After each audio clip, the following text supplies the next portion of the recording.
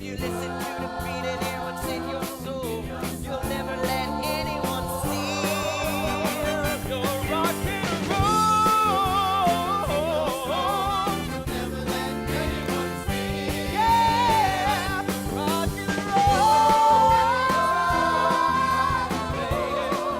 Oh, baby.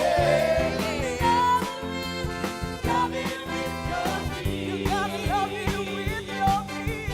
Na na na na na na na na. Memphis, the Tony Award winner for Best Musical, unfolds amid the underground dance clubs of the 1950s. It's the story of a forbidden love affair between a rising star and a DJ determined to change the world. The Center for the Performing Arts, Christie Black, speaks with Keely Beirne, an actress in the touring Broadway production of Memphis. Beirne, who's making her national tour debut, is a member of the ensemble and an understudy for the lead role of Felicia. The actress, a recent graduate of Penn State with a Bachelor of Fine Arts degree in musical theater, discusses her role in the high-energy production and her life as part of the ensemble. She also talks about how her personal history reflects the story and dreams realized in Memphis. You have been in a number of shows, including Phantom, 42nd Street, and Hairspray, but Memphis is your first national tour, traveling to many different cities throughout the United States. What's been your favorite part about being on the road? I think it's the company that I have. Our cast is really close, and it's like my second family because I don't get to see my family all the time. I saw them when I was in New Jersey, in my hometown, and I didn't even get to spend Thanksgiving with them. So it's just great to have such a close group of people who really support each other and care so much about each other. Well, and you've been a part of this ensemble for a while now, but you also are the understudy to Jasmine Richardson. Yeah. So you've stepped into the lead role of Felicia on the road several times. How is it that you are able to quickly step into another role, which I would assume would be very different than the one that you typically play on stage for Memphis?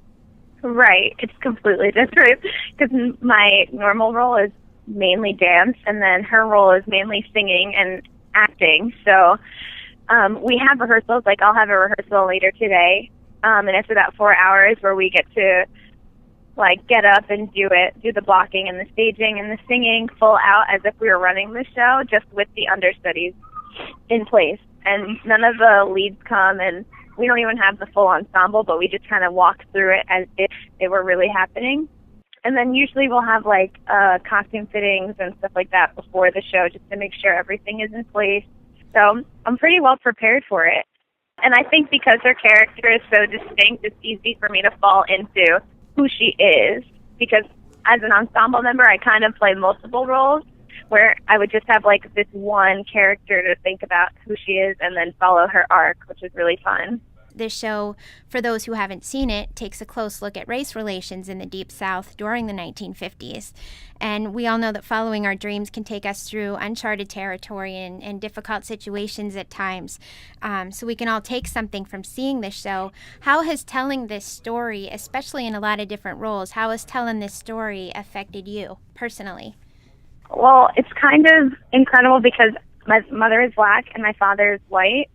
So I kind of put it into myself this all happened for a reason, and we've been so progressive, and it's so incredible that I can live the life that I live now, and to put it back into their time and see how it's truly a struggle and really a problematic for them to live like that. It's really affected me, thinking about where I've come from and how our country has progressed so much.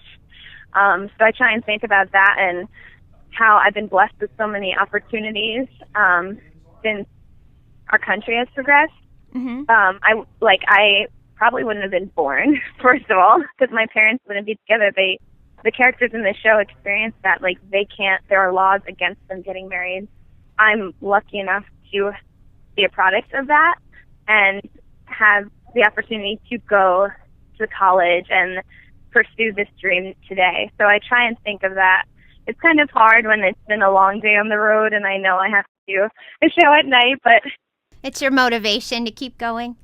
Right, of course.